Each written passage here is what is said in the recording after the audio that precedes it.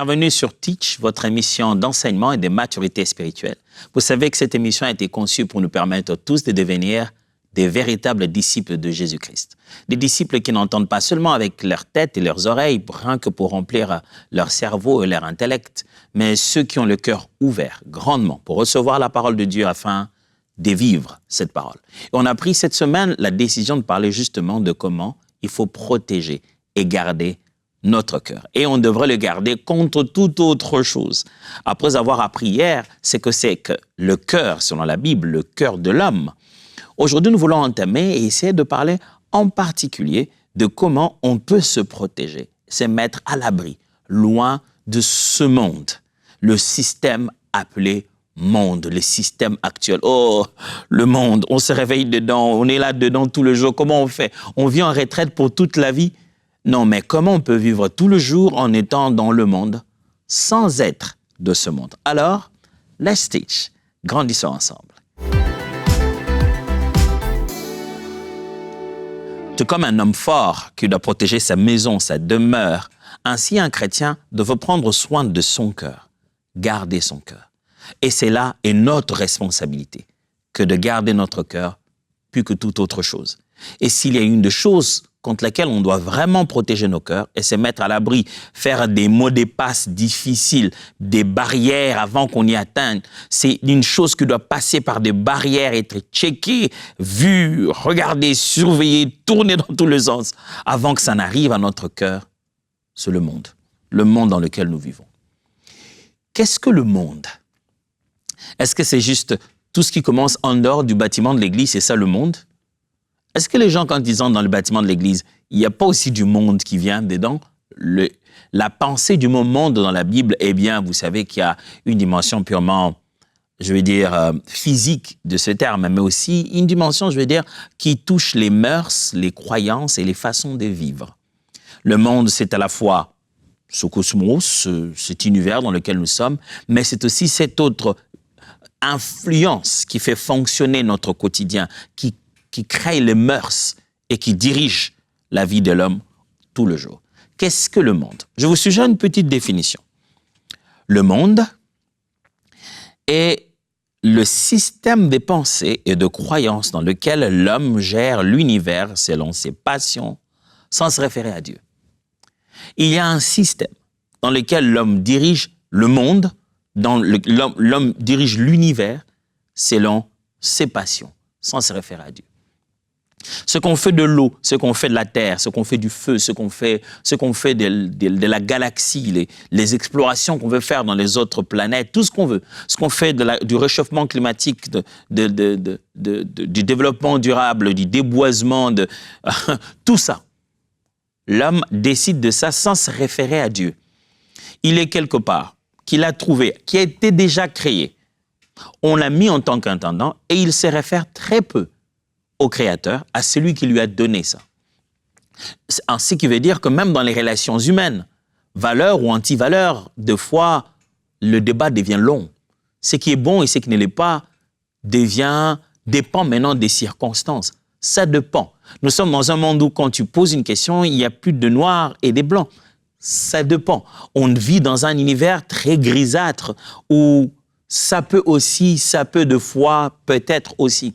Au quotidien, ce système géré par des personnes qui ne connaissent pas Dieu, influencé par toutes les 7 montagnes, comme le disait Billy Bright, toutes les 7 montagnes, que ce soit les arts, le divertissement, la politique, l'économie, les sports et la santé, tous ces différents secteurs, l'homme y va dans ces différents secteurs de son quotidien, il y va avec son intelligence, sans se référer à Dieu. Son intelligence, oui, c'est bien, Dieu nous a donné l'intelligence pour ça, mais sans se référer à ce que Dieu a dit, ce que Dieu a ordonné, les principes que le Seigneur a placés dans l'univers, sans respecter même la nature dans laquelle il est en train de travailler, en allant à l'encontre de la nature est en train de se rébeller, elle se dit non, on ne devrait pas faire les choses comme ça. Ce système-là influence ce que nous croyons, ce que nous pensons. C'est à la télé, c'est signé dans des constitutions et dans des articles. Les parlementaires se sont mis ensemble, ont signé quelque chose qui va devoir gérer toute la nation. Et on sous-entend que leur motivation, leur cœur puisqu'ils en ont fait des études et ils en ont l'expérience, c'est que tout ça derrière est bon. Et à partir de là, ce qui est aimé de tous, qui a beaucoup de likes, qui a été bien vu, qui est considéré comme un trend, qui est une tendance sur Internet, on doit y répondre. Des fois, je vois des gens qui vous obligent, vous demandent « Pourquoi toi, tu n'as pas fait ça ?» Une question comme ça sur Internet. Donc, si une chose devient connue, la tendance, on l'impose à tous. L'homme a créé une norme autour de lui qui est loin de ce que Dieu pense, qui s'appelle le monde. Je vais lire avec vous Romains chapitre 12, à partir du verset 2. C'est un très joli texte. Je sais que vous connaissez le texte par cœur, surtout dans la version Louis II. Donc, je vais vous la lire dans la version Parole vivante. Romains chapitre 12, juste le verset 2. Écoutez ce qui est dit. « Ne vous coulez pas simplement dans le moule de tout le monde. » Voyez ça? Le monde est comme un moule et tout le monde devient pareil. Ne vous coulez pas simplement dans le moule de tout le monde. Ne conformez pas votre vie aux principes qui régissent le siècle présent. Ne copiez pas les modes et les habitudes du jour. Laissez-vous plutôt entièrement transformer par le renouvellement de votre mentalité. Adoptez une attitude intérieure différente.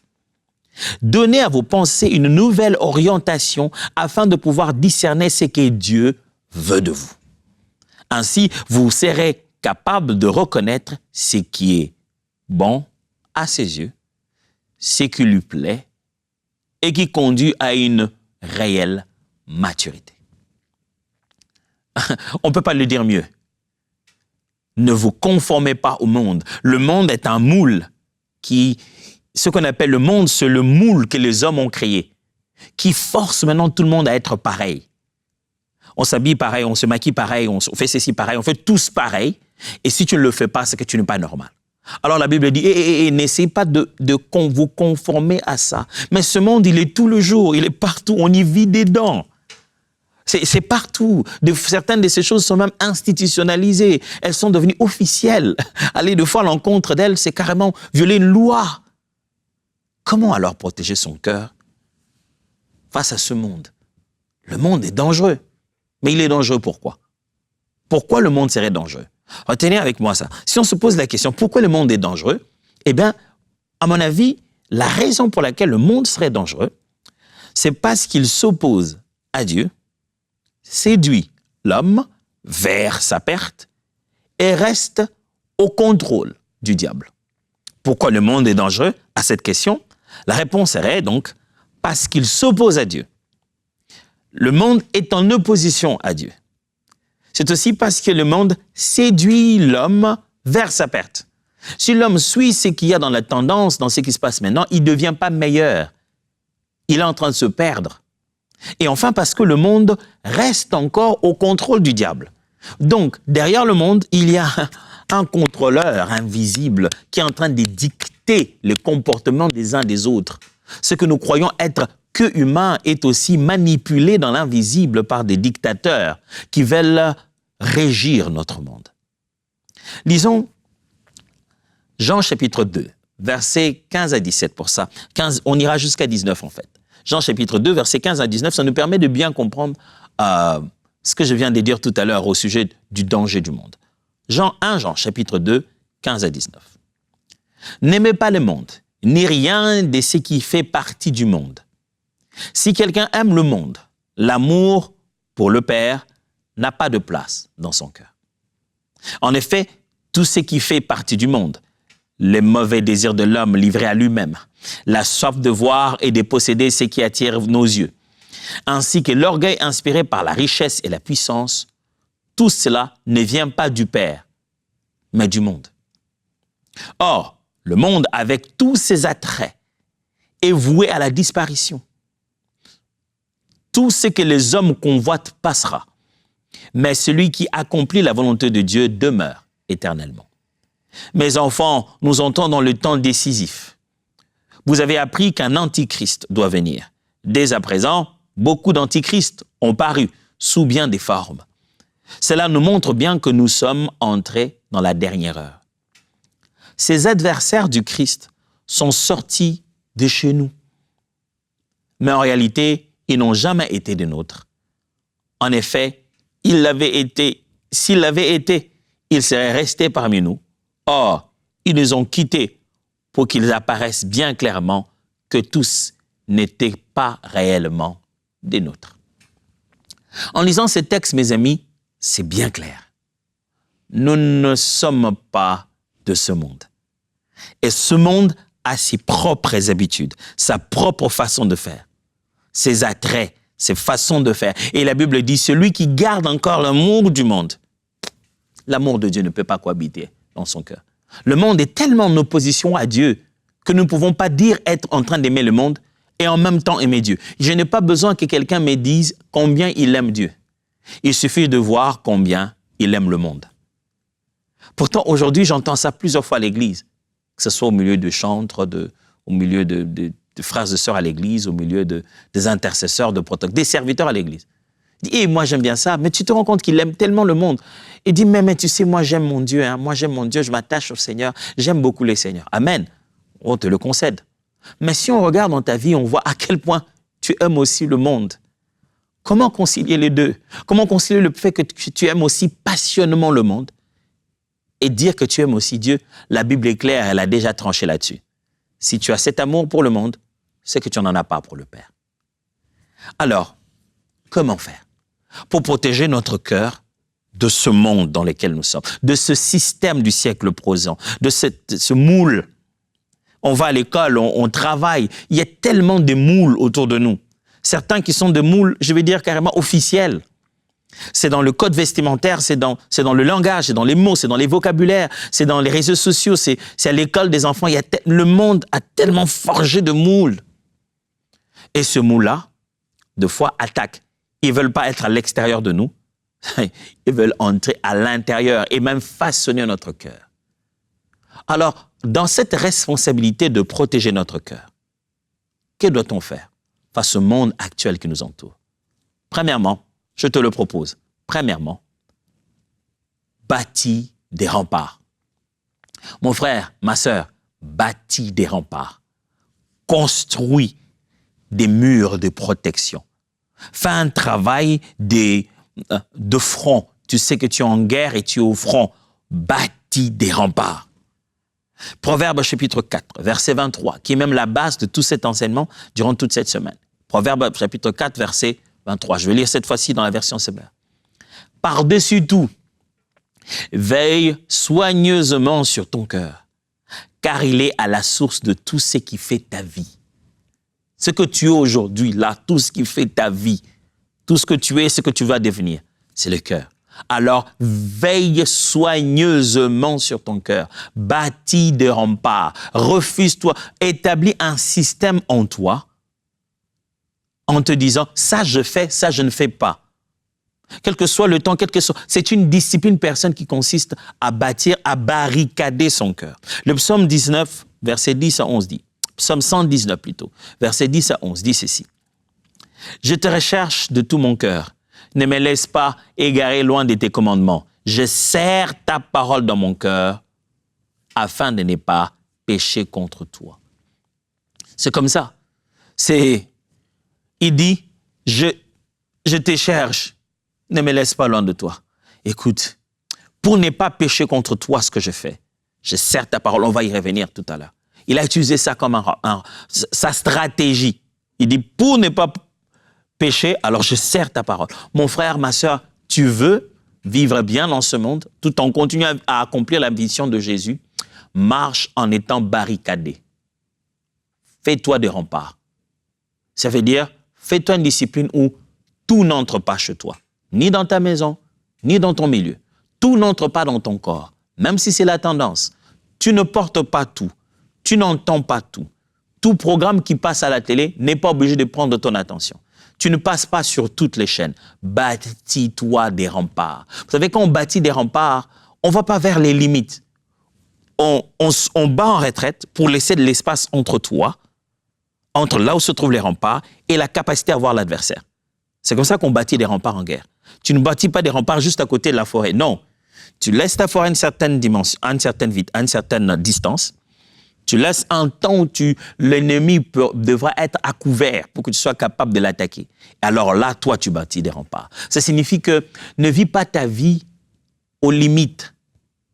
Ne vis pas ta vie dans ce qui est permis. Vis ta vie dans ce qui est utile. En disant, mais je suis un enfant de Dieu, j'ai aussi le droit de faire ça. La Bible n'interdit pas. Paul dit, regarde comment il faut faire. Tout est permis, mais tout n'est pas utile. Tout est permis, mais je ne me laisserai servir par quoi que ce soit. Au moment de bâtir des remparts, ne va pas vers ce qui est permis. Va vers ce qui est utile. Ah, mais est-ce que je n'ai pas le droit de regarder un film? Je peux regarder un film, mais il n'y a rien de mal là-dedans.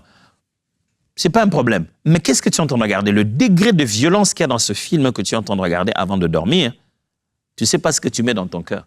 Et demain, tu te demandes pourquoi tu es devenu violent? Pourquoi tu as commencé à avoir ce type de colère? Tu as nourri ta tête et ton cœur sur les possibilités de pouvoir exprimer ta violence. Bâtis des remparts. Deuxième chose à faire pour garder son cœur contre ce monde dans lequel nous sommes, évite les mauvaises influences. Aussi longtemps que cela est possible, entre tes mains, évite. C'est-à-dire que éviter, c'est-à-dire je vois venir, je sais que c'est là et je change de chemin. J'évite. C'est-à-dire que je ne touche pas à la chose. Je ne fais rien à la chose. Mais si je fais quelque chose à moi, je change. On est en train de rouler en route, je vois une voiture, je vois un enfant, je l'évite. L'initiative, c'est moi qui la prends. C'est moi qui contrôle ce qui est sous mon pouvoir pour ne pas me heurter à cela.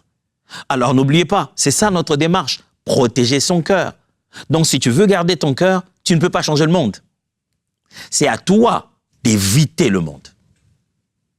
Tu ne peux pas demander au monde de t'éviter, toi. Impossible. Ils sont dans un moule, ils sont dans un système. C'est toi qui vois le mal qu'il y a dedans.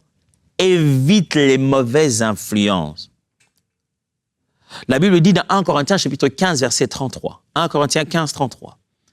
Je lis la version parole vivante. Attention, ne vous laissez pas séduire par de tels slogans. Souvenez-vous que les mauvaises compagnies corrompent les bonnes mœurs. Elles ruinent toute morale et dégrade le caractère le plus résolu. Le fait d'avoir des mauvaises personnes autour de toi, mauvais amis, mauvais collègues, il y a collègues et mauvais collègues, il y a camarades et mauvais camarades, il y a cousins et mauvais cousins, il y a cousines et mauvaises cousines. Ah oui, il y a des gens qui peuvent être autour de nous, mais on sait qu'il y en a ceux qui ont la sémence du mal. Ceux dont le cœur sont tournés tout le temps, ceux qui sont méchants, qui veulent tout le temps faire du mal aux autres. Qui ont la stratégie du mal, qui vous influencent avec de mauvaises idées. Vous le savez.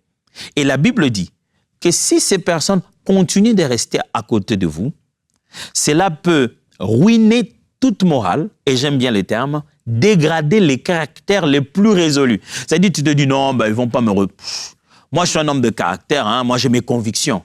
Tu peux avoir tes convictions et rester tous les jours et avoir pour amis et les gens qui créent ton cercle des gens qui ont une autre conviction différente.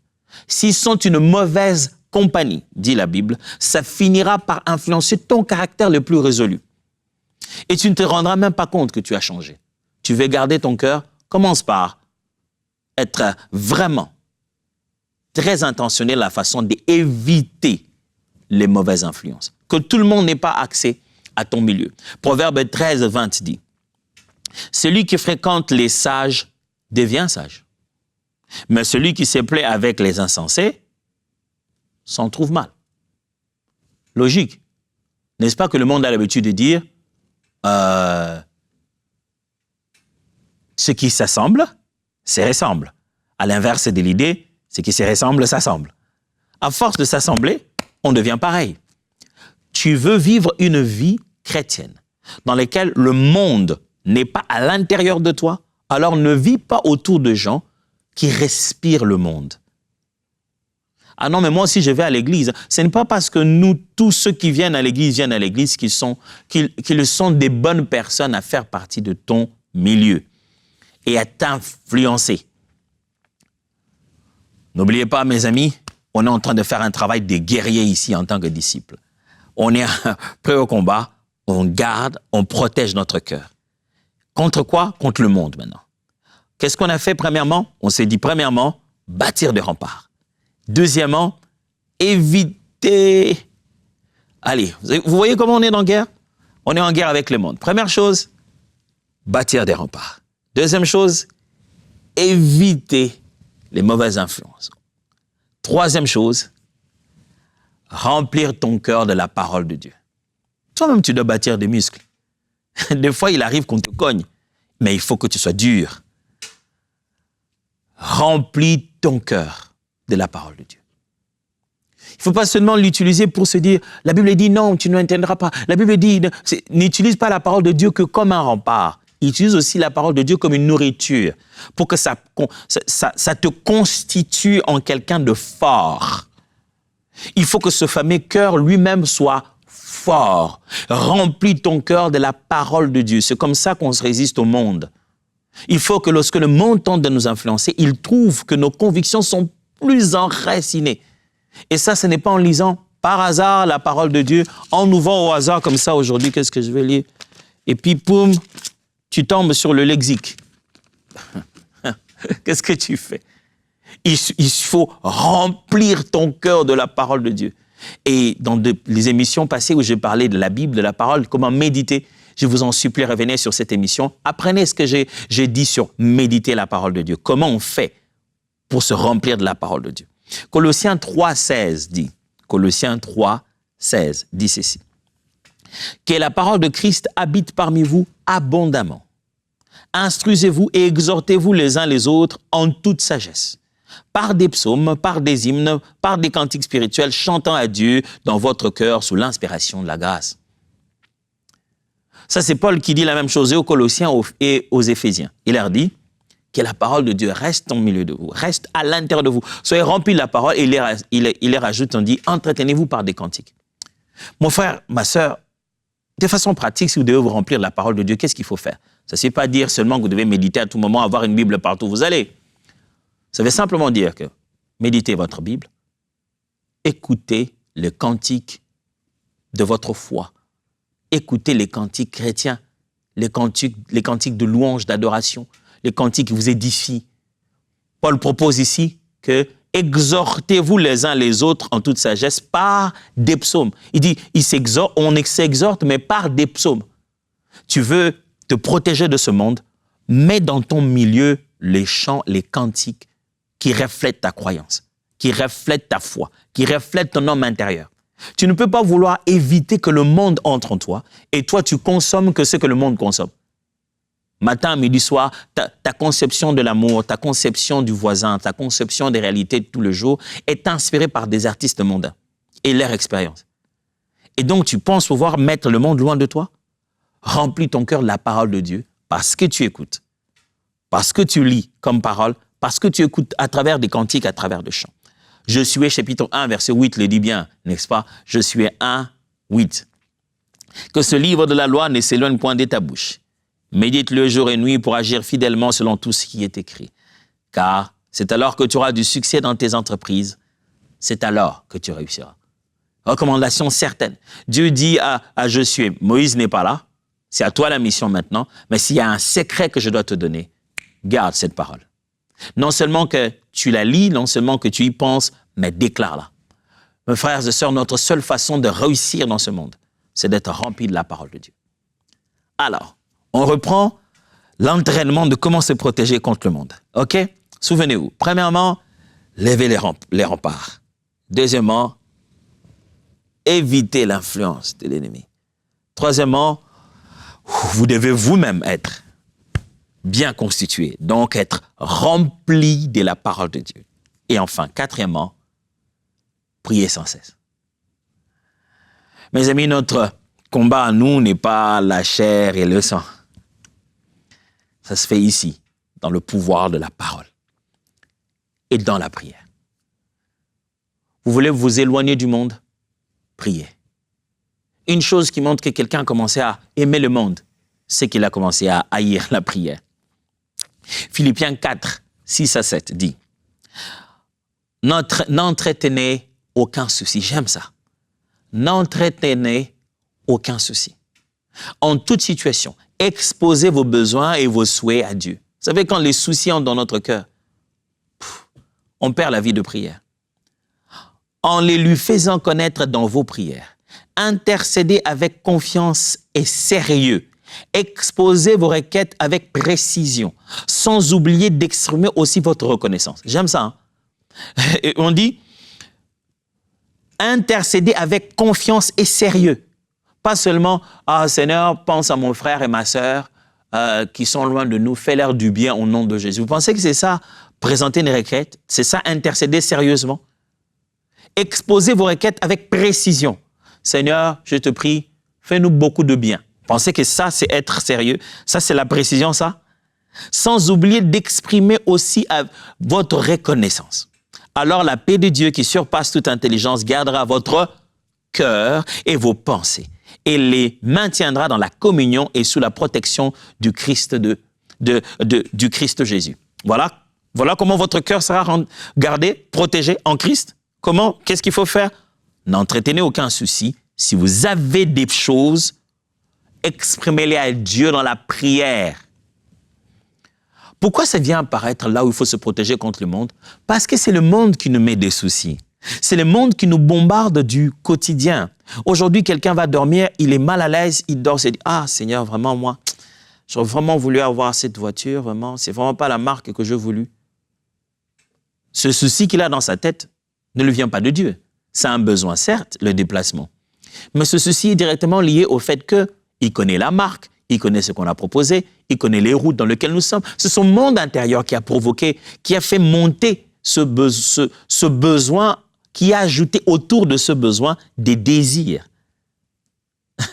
Et du coup, le monde est devenu la source de ce souci-là. Et comment faire pour que le monde n'arrive pas à entrer tellement en toi au point de provoquer des soucis? La Bible dit, dès que tu trouves un peu quelque chose à l'intérieur de toi, comme un besoin, comme quoi que ce soit, mets ça là devant le Père, dans la prière, la prière, la prière. Et ne le fais pas de manière passagère en se disant, Seigneur, je te prie, toi qui connais tout, prends soin de nous au nom de Jésus. Non, sois sérieux dans ta prière et précis. Pourquoi? Parce que ce que tu es en train de faire, c'est une opération. Tu es en train de faire une opération chirurgicale à ton cœur. On ne touche pas au cœur n'importe comment. Tu es en train d'ouvrir ton cœur, d'y sortir le souci, d'y sortir quelque chose qui était sur le point d'être infecté et de le présenter à Dieu pour qu'il puisse le résoudre à ta place. N'est-ce pas? Le texte de 1 Thessaloniciens le dit littéralement. 1 Thessaloniciens, chapitre 5, verset 17. Je vais vous le lire dans la version parole vivante. Ça va peut-être pas sonner comme vous avez d'habitude. C'est écrit, comme vous le voyez, que votre vie de prière ne se relâche pas. C'est ce que ça veut dire. Prier sans cesse. Mon frère, ma sœur, tu n'as qu'un seul cœur. Tu ne peux pas le laisser à n'importe qui et à n'importe quoi. Tu n'as qu'un seul cœur. Il faut se battre pour ça. Aujourd'hui, on a appris, comme des boxeurs. Paul dit, je ne veux pas comme battant l'air. Pas comme battant l'air, je suis précis.